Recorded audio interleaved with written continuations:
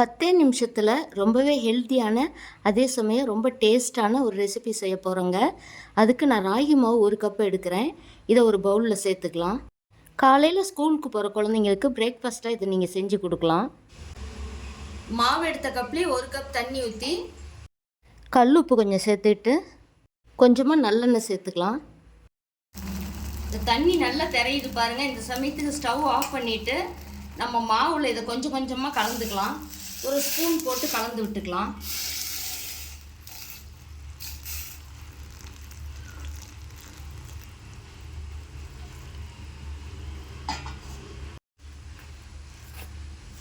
இது கை சுடுன்றதுனால நம்ம இந்த மாதிரி ஸ்பூன் போட்டு கலந்து விட்டுக்கலாம்.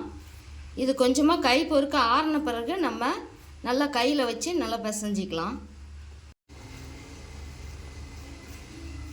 மாவு அந்த மாதிரி ஸ்பூனாலே நல்லா பிசைஞ்சாச்சுங்க.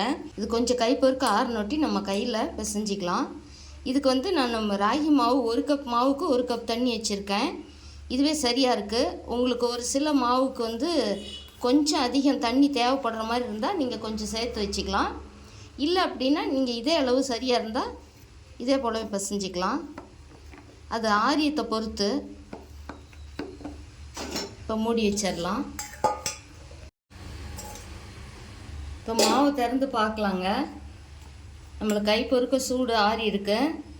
இப்போ கையில் பிசைஞ்சிக்கலாம். இதுக்கு நான் இனிப்பு சுவைக்காக தேங்காய் பால் எடுத்துருக்கேங்க.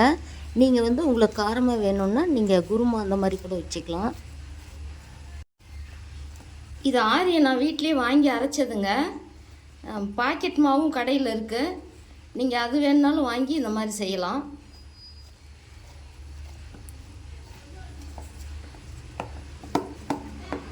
இப்போ நல்லா பிசைஞ்சாச்சு. முறுக்கு பிழியிற அச்சில் இந்த மாதிரி சின்ன ஹோல் உள்ளதாக எடுத்துக்கலாம்.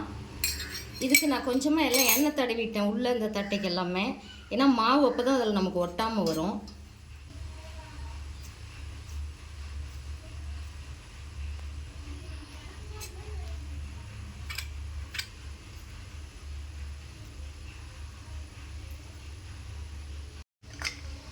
நம்ம சௌரியத்துக்கு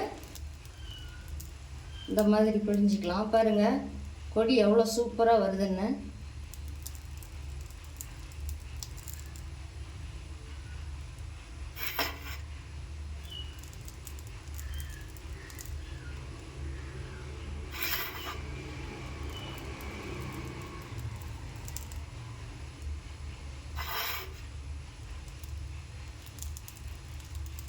அவ்வளோதாங்க. இதே போல் இன்னொரு தட்டைக்கு புழிஞ்சு இட்லி பாத்திரம் வச்சுருக்கேன்.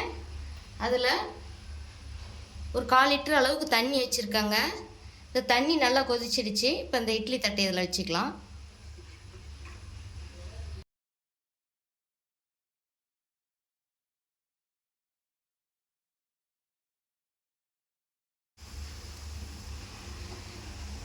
இது ஒரு 5 நிமிஷத்துலேருந்து 7 நிமிஷம் வரைக்கும் நம்ம மீடியம் ஃப்ளேம்லேயே வச்சுருக்கலாம். ரொம்ப ஹை ஃப்ளேமில் வேண்டாம். இது வச்சு ஒரு 7 நிமிஷம் ஆகுதுங்க. ஸ்டவ் ஆஃப் பண்ணியாச்சு.